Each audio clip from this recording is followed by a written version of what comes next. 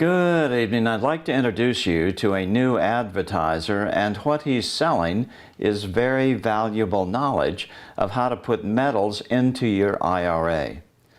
Although I'm not a gold money guy, that doesn't mean that I'm against investing in precious metals. Quite the contrary. Charles Thorngren of Noble Gold Investments believes that gold and silver are the best things to put into your IRA, your individual retirement account. Why? Because both metals, but especially silver, is at a crazy low price today. Today, silver is trading at under $17.50 an ounce. But here's the chart from 2000 to today. So $17.50 an ounce is about the price it was trading at in 2009, 8 years ago, and yet we've had 3 to 4% real inflation per year at least. So it doesn't make any sense, and therefore common sense would dictate that if you're holding over the long run, perfect for an IRA, silver and gold prices have got to normalize sometime in the near future. So let's talk to Charles Thorngren about this, because putting some of your IRA money into physical metals can be tricky. This populist nationalist phenomenon is going to continue to sweep across Europe. Yes. To one extent or another. I mean, probably Germany is immune, but that's just because, who knows why they would possibly agree to commit national suicide. Right. So, but the French see this as a resistance movement kind of against that. And I was just wondering how that affects your calculations, because the weakening the IMF in general, weakening the euro in specific, would be the result of that type of political outcome. And Correct. so that should be good for the dollar, right? You would think, except what you're doing then is you're allowing nations to go back to trading in their own currencies. And is So there as something you wrong begin with this, as you get, it's good for the individual economies of each nation. Where you have the problem is who's going to be buying U.S. dollars at that point. Where does our next round of bonds that we need to sell the world go to? If they're going to begin to use their own currency in trade, they don't need dollars. Which is exactly my point. that is that we don't need no stinking debt. We don't need to be beholden to private commercial banks. I agree. The only problem is, what do we do with the $20 trillion that's already out there? No you can't problem. have that collapse back in. That's well, yeah, if we stayed on the debt money system, if we continued to owe to be able to a sovereign to borrow from a private commercial bank, yeah, then you're in a perpetual debt cycle no matter what. You never get out of it. This nonsense you hear from every political candidate that comes down the road that says, yeah, well, we're going to start to pay down the national debt. Ain't going to happen. Never happens. And that's all true. And that's, when you look at that scenario, when you see that kind of pressure, it just bodes so well for gold. Yeah, as an investment, yeah, I agree. Yeah. And that's kind of where we're looking. I mean, Dow 21,000, I don't get it. Maybe I'm not smart enough. I don't know. But I don't get the Dow at 21,000. It's the Trump market. The Trump market, the markets don't respond logically sometimes, especially if you're looking at history as your guide. But we're into a new thing here. It's a whole new beast, absolutely. And it doesn't make sense. For those of us who think things through, we can't wrap our head around it. It flies in the face of common sense. It really does. But maybe that's the new common sense, no sense. I don't know. Well, I wouldn't want to go so far as to say no sense. So, I'm real happy with the situation as it's going right now. I'm happy where we're at. My big concern is we're only shortly into President Trump's term. Yeah, there will be backlash. There will be backlash. I'm of the belief that they're having to plan it out. And it's hard because they don't understand him. He's not a political beast. They understand how to play politics. But now they have to come and deal with a man who handles himself in a different way. So it's going to take them a while. There'll be something. I don't know what it is. I hope it doesn't work. I would love for the nation to get back on its feet, but it's Yeah. not going to happen easy. That's Yeah. the issue. Trump is a true nationalist. And that's, I Absolutely. think, why he brought on the guy from Goldman Sachs to be Treasury Secretary. He just figured he can't fight everybody. Right. So, Especially when it comes to the money aspect. You do have to play politics a little bit. As long as it's not your big game, you still have to have it there somehow, some way. yeah. Yeah, I think Trump is the first nationalist to be president in my lifetime.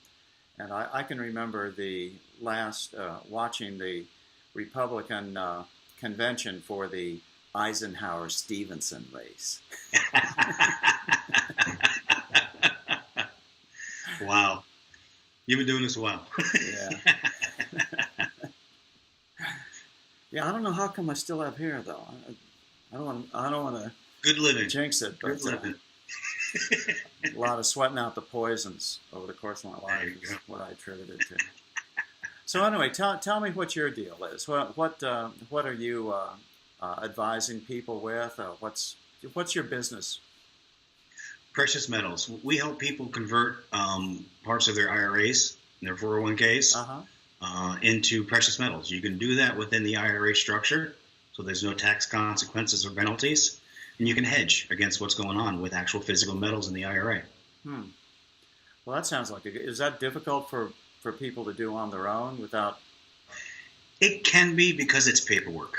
But we have a team here that helps do all the paperwork too. So we take people from soup to nuts, as I like to say, and walk them through the whole process. Yeah, I mean, I would gladly pay not to have to learn another thing in my life, but especially dealing with paperwork. Like, sorry. So anyway, other people are charging a lot of money and you're charging less. And Absolutely. The reason you can do that is that you don't have a big advertising budget and a minimal office and what? Exactly. Yeah. We have a much smaller company setting. We're small focused. We have family members. Most everyone who works with us has at least one family member involved. So we really do keep it like a family business. Low overhead, and really we deal in volume. We help a vast majority of people. We don't put the limitations on it. So when you keep your expenses trimmed and you focus on the priorities and the important things, you can find a way to make ends meet on much less money. We don't have national spokesmen out there spending $5, $6, $7 million a month to have them talk about the company. Right. We do it the old-fashioned way. We get out, we meet people, we talk with people, real people, and that's how we spread the word. And what type of metals do you typically like to get people into? Right now, gold and silver. That's the most popular. They have the most advantage right now. There are 4 metals that are considered precious that are allowable in the IRA. That's gold, silver, platinum, and palladium. But you're seeing most of your volumes in gold and silver. It's always been the currency trade is gold and silver when it comes to metals. So. Yeah, silver especially. How come they've been able to hold down the price of silver the way they have? It's an amazing thing, and even people in the industry, we can't figure it out. It makes no sense to be here. You go back just a small period of time, you go back 5 years, and silver was almost, getting close to $50 an ounce. For it to be under $19 an ounce makes no sense. When you see people lining up outside the stores for every new iPhone and Samsung, all that silver, there's silver in every one of those products. It makes no sense. Right. What happened to 16 to 1? Gone. 72 to 1. That's the new number now. Wow. Yeah, but I think you'll see an acceleration back towards that 16 to 1. It's just a matter of time. I've been hearing this for years, though. I just don't understand how it can possibly be where it's at. And I think, what is it, JP Morgan supposedly has massive holdings of silver. But yes. JP Morgan doesn't do stuff not to make a profit, so you have to wonder, what's up with this? It's a great question, and we have to always remember the JP Morgans and the Goldman Sachses and the Merrill Lynches of the world don't play the short game. They play the long game because they can afford to. So holding that silver, is not hurting them. Even if it's down now, you only lose if you sell. So the more they hold and the more they accumulate here, which has been the new strategy with the whole derivative market, you hold it and you keep buying it and you keep holding it and you keep pressure and you keep pressure, and then you let it go, and then the money's made. Right. And I can't figure out what the technical reason would be for it, or how they could dominate a market that is really so diffuse and decentralized. And it's not like they can. I'll tell you how that happens. It's called the ETF. They took a tangible market and they made it non-tangible. The ETF, the electronically traded fund, is so leveraged. That's how they're able to do it. And it was a very interesting way they went about doing that. In the beginning, it sounded like it was meant for you and I. It was an easy way to be able to get into silver. It was understandable. You could get it from your stockbroker. And then it morphed into this beast that it is now, that's highly leveraged. And people don't even really know how much metal is held and leveraged against in those accounts. And that's how they were able to do that. Because on a short side, if you short, we'll use metal as an example like a stock. If you're shorting against the price of silver, and you're doing it from a leveraged position, it's so much more powerful. And so those guys would lose a lot if silver started going up. Until they get the positions that they want. Traders nowadays don't play one side of a trade. They play both sides. Because they know and they have the experience to be able to take the ride down, but then also the ride back up. Well, I'm all for it. I think investing in metals in your IRA, silver could hardly go lower. I mean, it's almost impossible. Exactly. Almost impossible.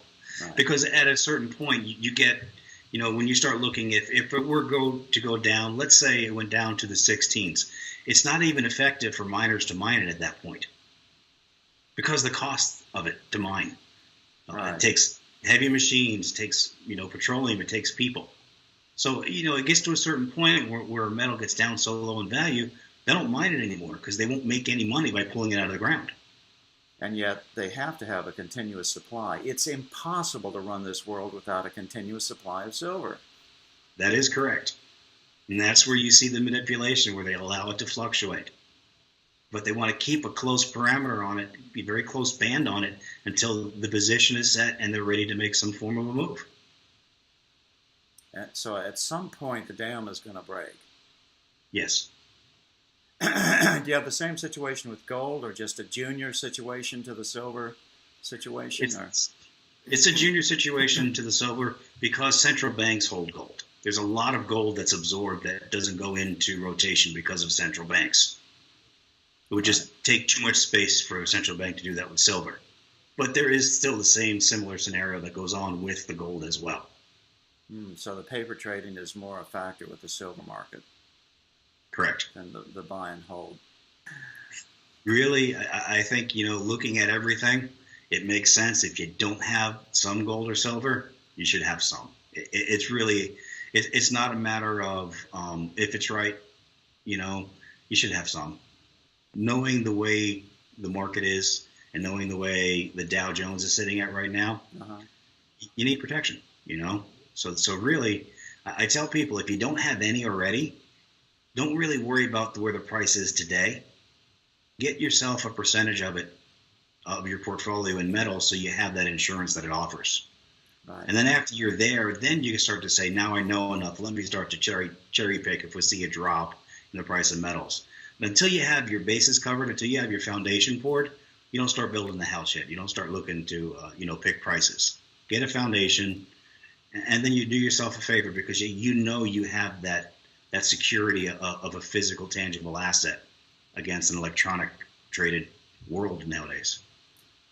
And do you recommend that people hold it physically? For the IRA, you can't take possession of it yourself. So what we've done is the next possible best scenario. We use independent depositories. They're approved by the IRS, but they're not a bank.